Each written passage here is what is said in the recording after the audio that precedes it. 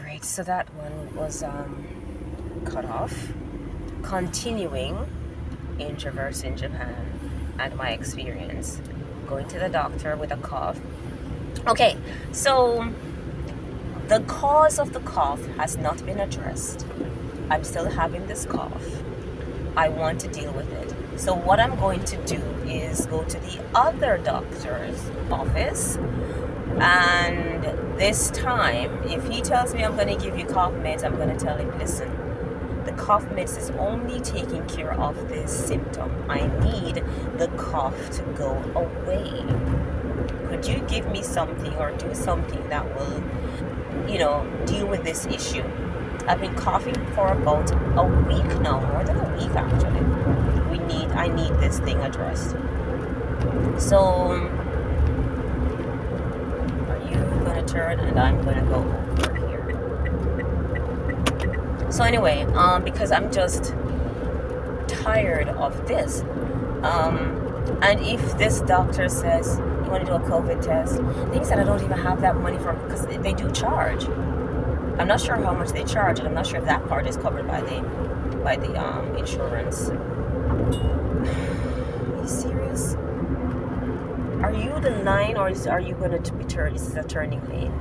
Is it that the turning lane is backed up? Oh my word. So anyway, because I am tired of this cough thing, and it's just, when you cough, your chest hurts because you're constantly coughing, you're using that muscle.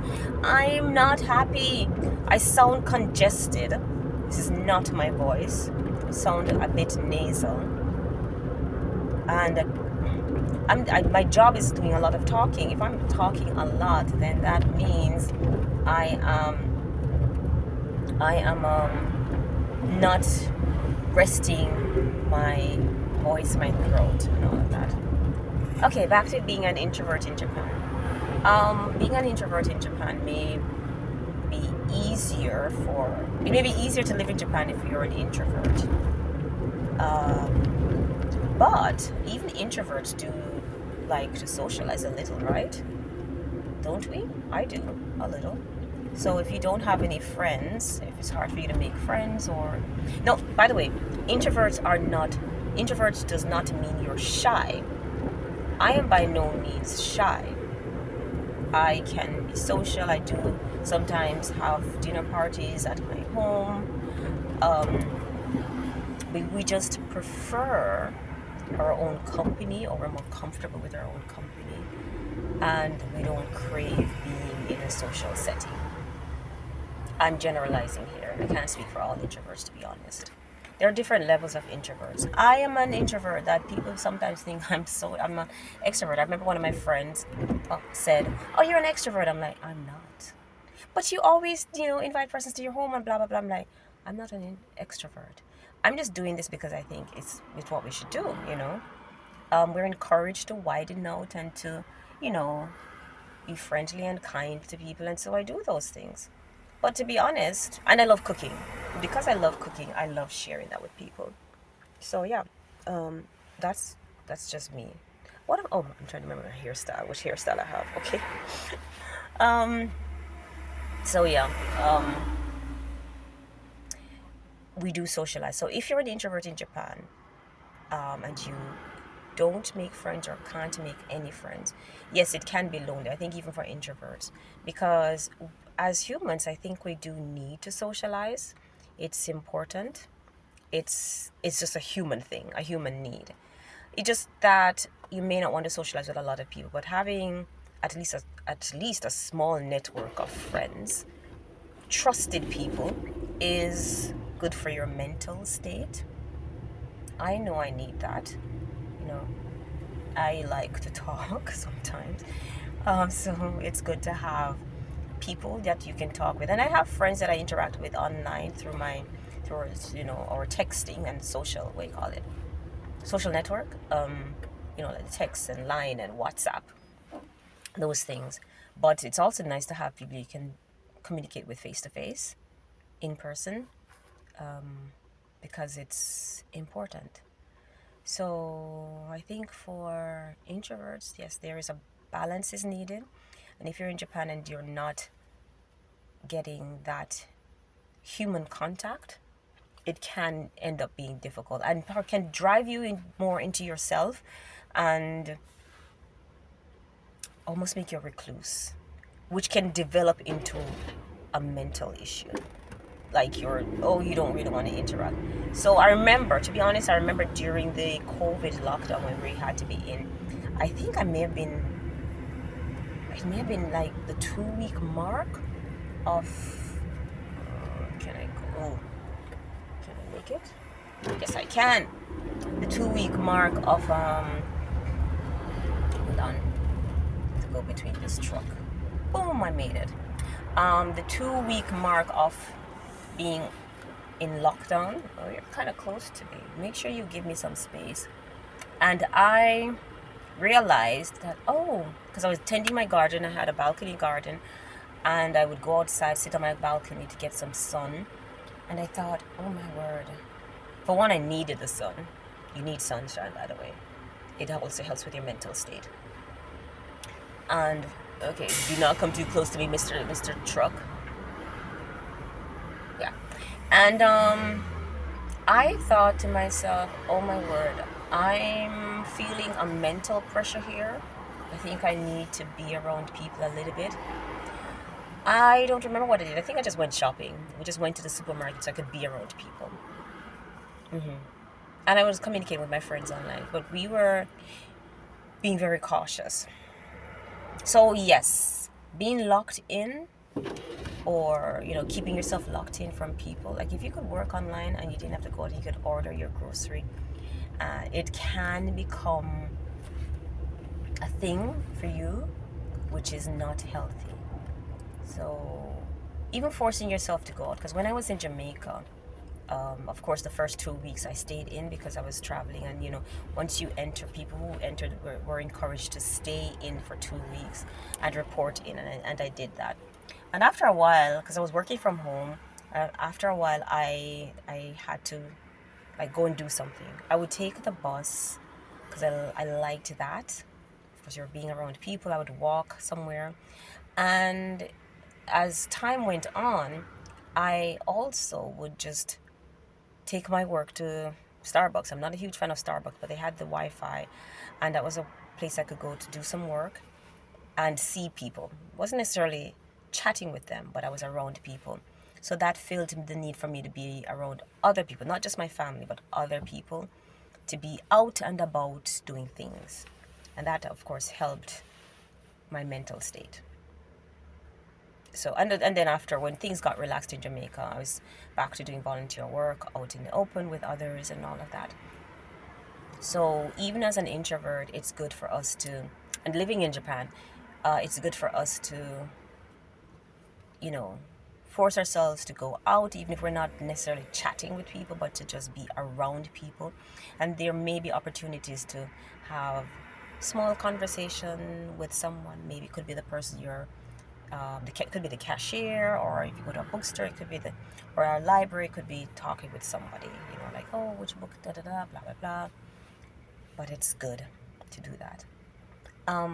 Right, so ideally, going back to that, it would be, for me, ideally I would love to have my cats or a cat work from home, and occasionally going out as an introvert. Yes, that would be my ideal life here in this world, in this system. Yeah. People are getting so on edge. You never know when someone is going to snap also. I'm very careful. Even someone cuts you off in traffic and you're like, boop, boop, which you shouldn't do in Japan. But you do, boop, boop. You press the, you blow the horn. And that person that person can get off on you. And really, you're going through the red light. And there's road rage here. There is. So that happens sometimes. I mean, I've seen people almost chase after the other person. Like, okay. So you have to be so careful with people nowadays.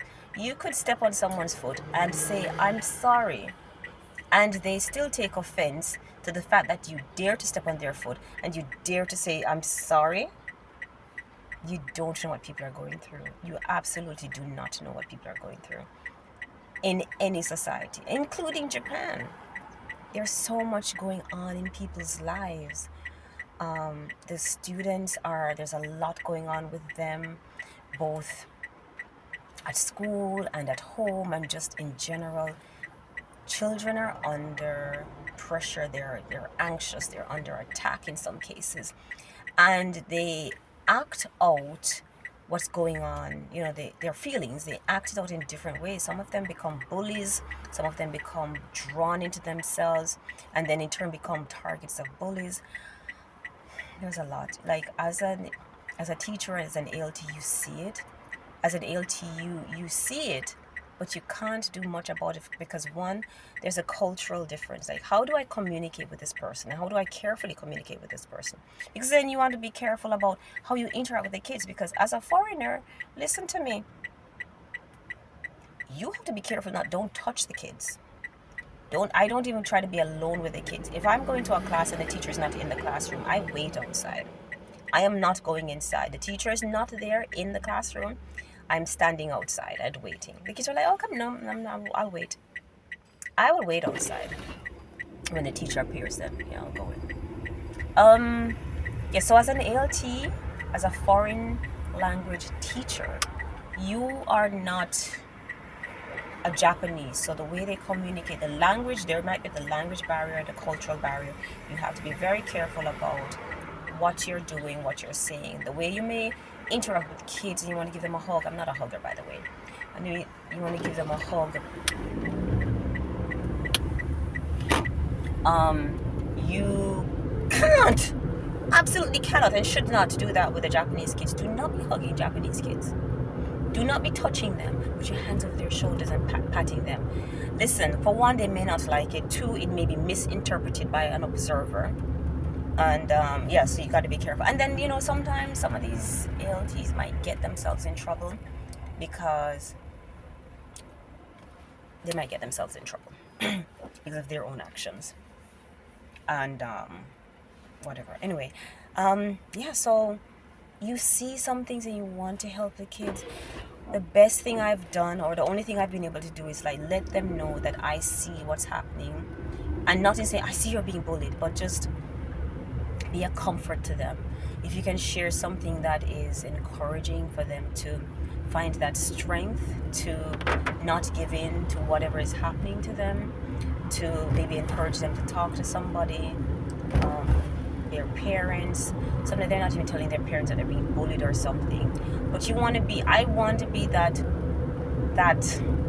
little beacon of, I don't want to say hope, not a savior, but I just want to be that positive thing in their lives so that they don't give up, you know what I mean?